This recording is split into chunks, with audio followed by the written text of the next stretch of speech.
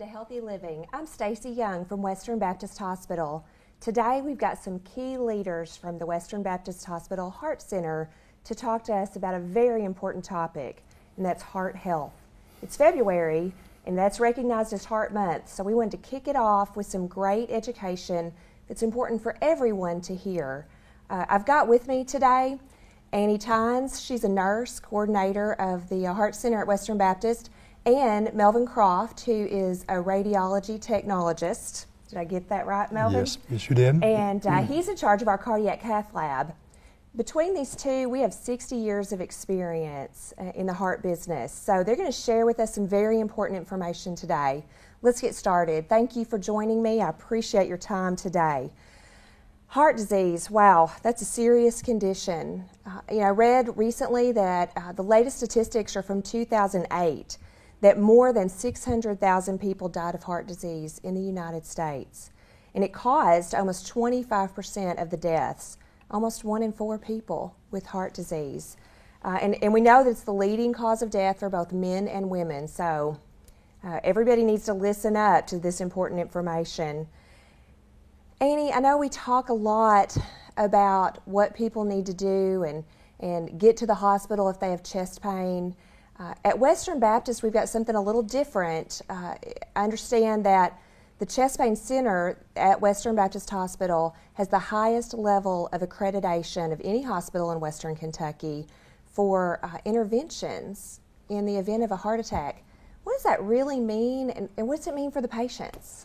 Well, it means that the patient is going to get the highest level of care once they get to the hospital. We went through this process of accreditation, and it made us look at our processes and look at areas where we could improve. We want to make sure that we have our timing down just so that, because as we know, time is muscle, and the quicker that we can act, then the less damage a person's going to have if they are in the process of having a heart attack. So the patient can come to the emergency department with chest pain, and we will assess them, and if their EKG and their blood work show that they're having a heart attack, they're going to be taken directly to the cath lab for an intervention, either a balloon or a stent placement. If they're a patient on one of our nursing units, they're going to get that same level of care. If the patient calls out and says they're having chest pain, then a team of experts will come to that patient's bedside and assess. They will do an EKG, they will do blood work, and see if that patient needs to go to the cath lab. Okay, so that accreditation process that the hospital went through, does that provide additional training and education to the staff so they really, their response time is markedly different in the way that we kind of jump on those potential heart attacks, right? Exactly. Okay, good. We see, though, so many people kind of ignore the symptoms and don't necessarily get to the hospital real quick because it's probably just heartburn from that chili dog. And you mentioned that time saved is muscle saved. What are the symptoms of a heart attack? Aside from, we say chest pain, but what does that really look like in a patient?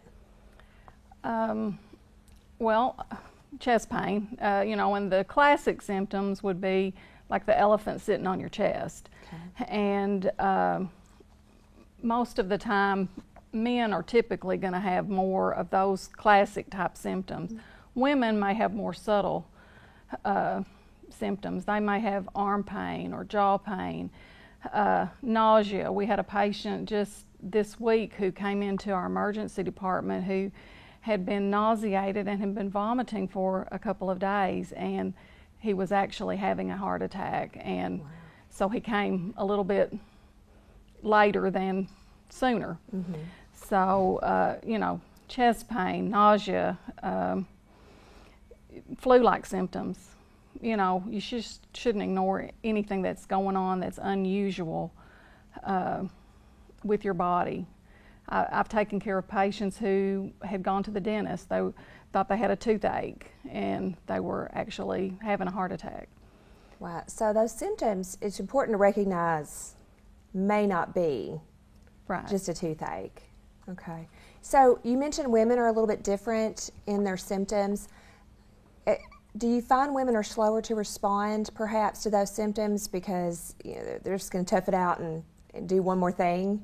Exactly. And I can relate to this on a personal note because a few years ago I was having chest pain and I ignored it for a couple of days. And, you don't want to bother your family. You don't want to let them know that there's something wrong because we are the caregivers, we're the caretakers, and we're always busy, doing things for other people, and we tend to ignore our own symptoms.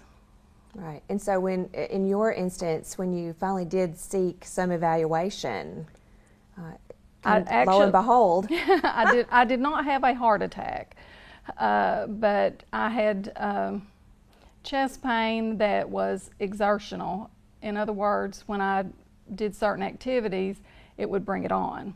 And when I would rest, it would go away.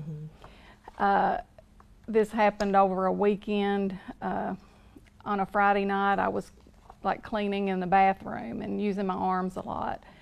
And my telephone rang and I sat down, and I think that was the first time I really realized I had been having chest pain.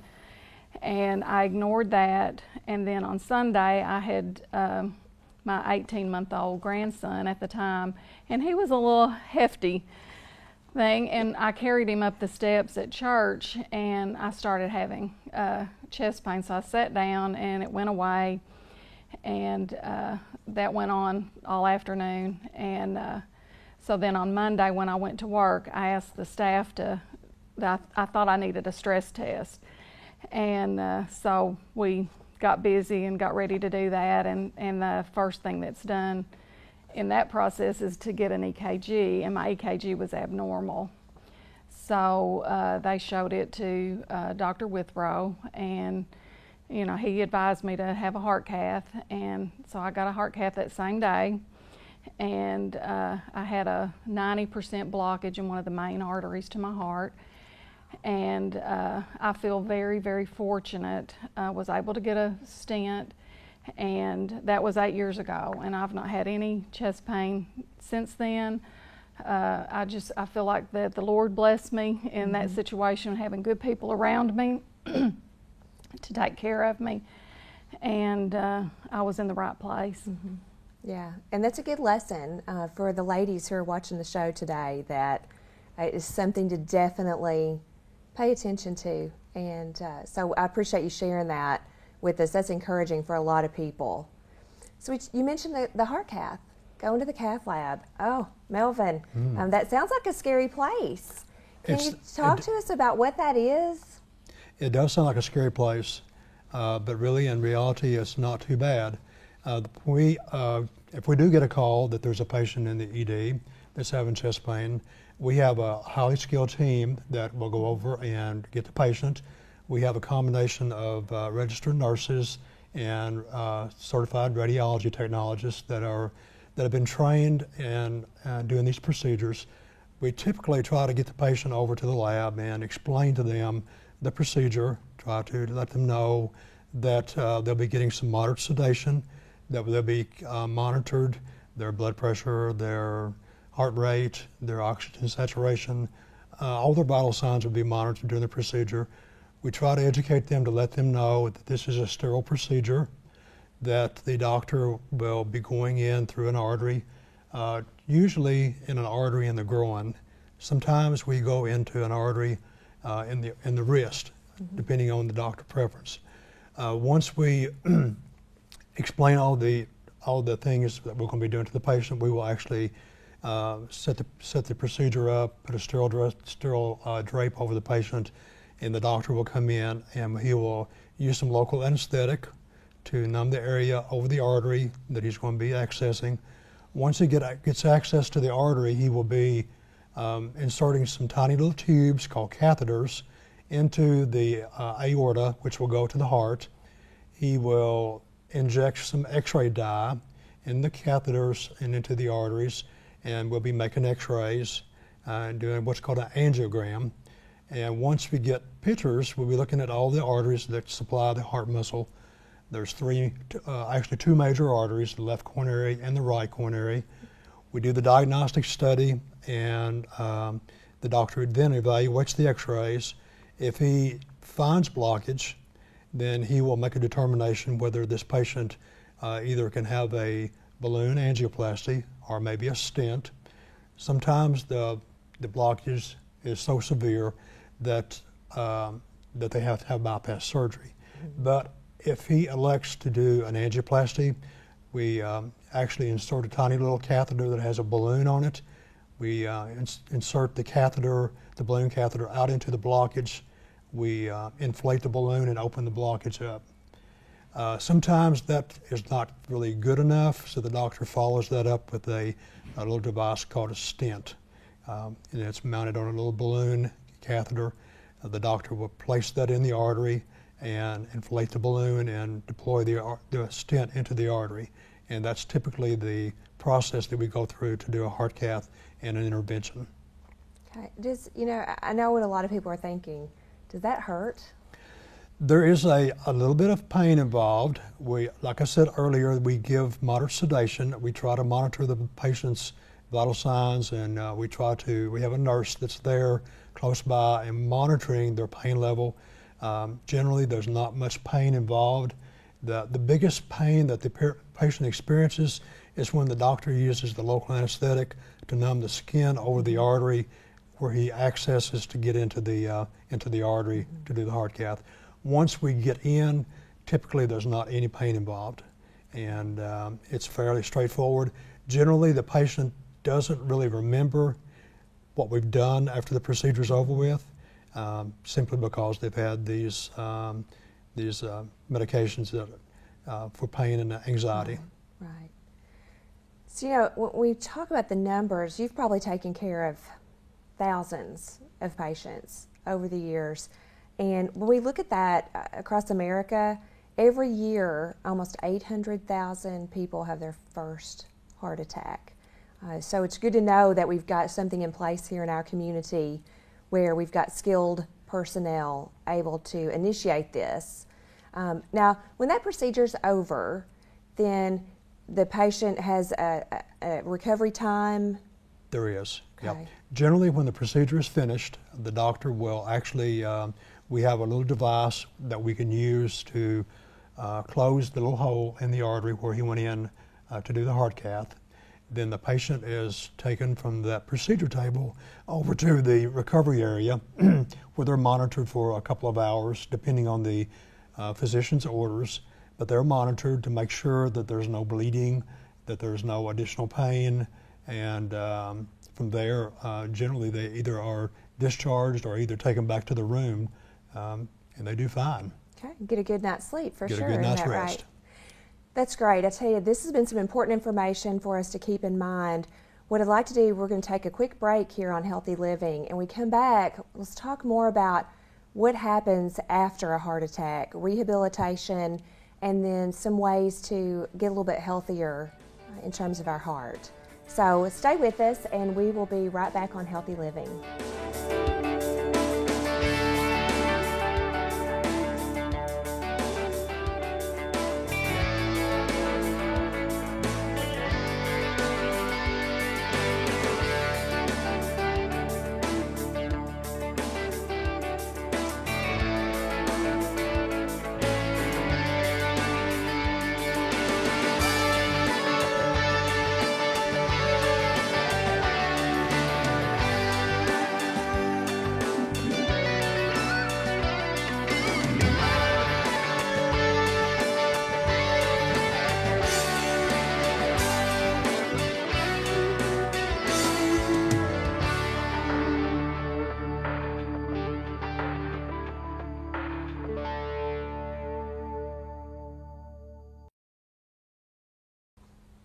Welcome back to Healthy Living. I'm Stacy Young from Western Baptist Hospital. Our guests today are Melvin Croft and Annie Tynes, both from the Western Baptist Heart Center. We're talking about heart health, and we've just gotten some great information from you all both on signs and symptoms of a heart attack, as well as what happens to a patient when we try to open up those vessels. What I want us to spend a little bit more time on is really thinking about what happens after the heart attack, because we certainly know from the research across the nation that once you've had one heart attack, you are at a higher risk for a second heart attack and other complicating health factors. So at Western Baptist, Annie, we've got a rehabilitation program that helps our heart patients kind of get back in the swing of things. Can you talk about how important rehabilitation is and what that looks like? Sure. But first of all, I'd just like to say what a lovely facility that we have. We have lots of windows that look out over Kentucky Avenue. So you've probably been driving down Kentucky Avenue and seen the round end of the Baptist Heart Center, and that's our cardiac rehab department. We're very proud of it. But anyway, what happens once you get there is that we provide an education and exercise, a monitored exercise program, which is called Phase 2. Phase 1 is something that happens to you when you're in the hospital, and we try to give you education on risk factors and what you can do, like you said, to prevent a second event. But when you come to rehab, the atmosphere is great. Patients become friends and become a support for each other, and that's a huge help, especially if it's the first time that you've gone through an event. I was telling Melvin earlier, the little old ladies who come to rehab and they're real reluctant about coming to exercise, before they finish the program, they're the cheerleaders. They're, bringing the next ones in and saying it's going to be fine. But the patients are put on a cardiac monitor, and we monitor their vital signs. If they're a diabetic, we monitor their blood sugars, and then they're placed on exercise equipment for about 45 minutes, and we try to alternate arm and leg activity, so you're changing up the equipment so you don't get too tired walking on the treadmill or cranking on the arm ergometer. We have a training rate for your heart, and so we try to monitor that so that we are exercising at enough, and that helps a patient know when they're at home how hard they can work. So it gives you confidence to know I can do this and it's not going to cause me to have chest pain. It's not going to cause me to have a heart attack, because oftentimes after a heart event, you're scared and you're not sure, what you can do anymore. So, you obviously you're going to get that confidence built up, and then we're going to provide each patient with some education on how to reduce their risk factors, what support we have out in the community. We're going to provide them information on their medications and how important it is to continue taking your medication and keeping your blood pressure where it needs to be, because oftentimes when you feel better you think, well, I don't need that medicine, but that's good. And having gone through the program myself, I can give a testimonial on, we have a great staff, and they're very caring. And now, are these nurses that are in the rehabilitation? The nurses are the ones that are monitoring the patients? Yes. Okay. Yes, we have, and they're all have advanced training. They're all trained in advanced life support, and they've gone through cardiac training, and they're a great bunch to work with. Well, and that certainly makes it easier for patients to stay focused on their goal, which is getting back into a productive lifestyle and not being afraid. Exactly. To go out there and exercise. So do doctors will work with their patients, correct, to get them in that program? Yes. You have to have an order from a physician in order to get into the program. And we do have a lot of young people who, we're seeing a lot of younger people who are having heart events. And, you know, oftentimes they need to get back to work very quickly. So we try to tailor the program to meet the needs of each patient. Every patient gets an individualized treatment plan, and, you know, we try to give them exactly what they need. Great, good. That's a great service to have available. You know, we've talked all around this whole issue of heart disease, and more than 400,000 people died in 1 year from just heart disease, not even from having the big one, right, but the long haul. And so there are some serious risk factors that we all need to evaluate ourselves for when we look at heart disease. Melvin, can you share what some of those risk factors are? Yes. One of the risk factors that you need to be conscious of is family history. That's a big one. And if you've got family history, you need to really be aware of that and be evaluating your own self and having yourself monitored. You know, you need to have your blood pressure checked. You need to have your cholesterol checked. You need to find those numbers out so that you can be aware of what your situation is. Another risk factor is high blood pressure. You know, we need to be conscious of that. We need to see a doctor if we have high blood pressure. We need to keep that under control. Obesity is another risk factor. Smoking. We all know that the side effects of smoking, so it's very important to stop smoking if you can. That's another risk factor. The high blood pressure, the cholesterol, the family history, obesity. Annie, what else did we? Diabetes. Diabetes is another one. That's a big one. You talked about we monitor those blood sugars during rehab, so diabetics certainly are at greater risk. Yes, that's true. For heart disease. And typically, we have a lot of patients that come through the cath lab that are diabetic, and for whatever reason, diabetes is very destructive to your arteries, and we see a lot of that disease process when we do the angiograms, the x-rays in the cath lab. So that's another risk factor that we really need to be aware of and try to keep the diabetes in check and under control. And that may be tough for folks. So a lot of these that you talked about, really we go back to diet and exercise. Exactly. Is one way to try to mitigate some of these risk factors. Yes. And that brings up another point, is the sedentary lifestyle is another risk factor.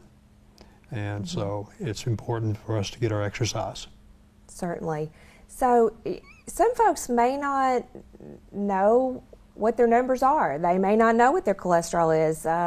You know, I've got people in my own family that going to the doctor is the last thing on the list for a checkup. So Western Baptist has got something coming up, as I understand, to help folks know their numbers. And that is the Heart Health Fair.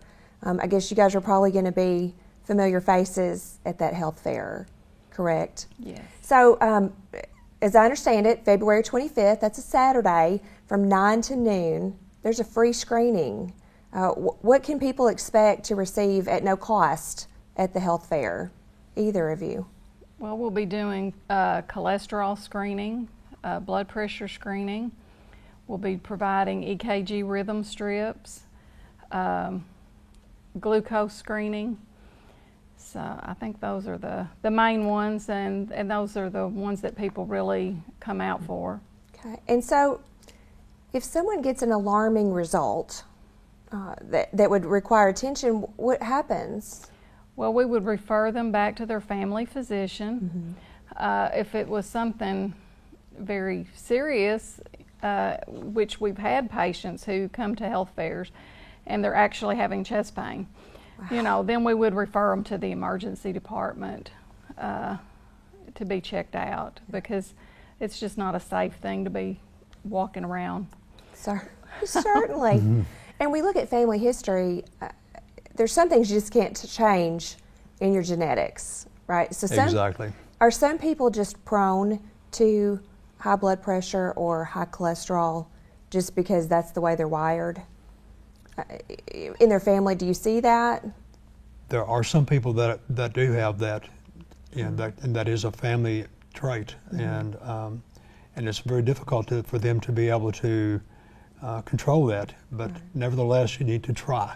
You know, you need to follow your doctor's advice. You need to you need to find out what the numbers are that you need to be in as far as cholesterol. You need to keep your diabetes in check. Right. Those things can help. Even though you have a family history, there are things that you can do to prevent the disease. That's true. That's true. So we do encourage people to definitely get with their physicians. And one of the things, Andy, I think you mentioned, stay on your medications. Exactly. Even if you feel better. Exactly. That's good. That is a good reminder because, gosh, when I look back over some of the statistics that came out from the Centers for Disease Control, it's a frightening time in America when you look at really preventable death based on, Melvin, the things that you mentioned that were really lifestyle related. So we can't encourage enough that whole idea of to get up and walk. Speaking of walking, Western Baptist has a walking track for people, don't they, outside of the Pretty Heart Center? Yes, we do, and we sponsor the Start Walking program that is by the American Heart Association. So if any companies out there that are interested in getting into that program, they can call our marketing department and get a packet of information. But as the weather has been so good, you know, this winter, you know, we see a lot of people walking outside of our facility, and especially in the spring and summer, a lot of our employees will get out and walk. And we do have a little walking trail in our basement, so when the weather's not real good, we can still walk.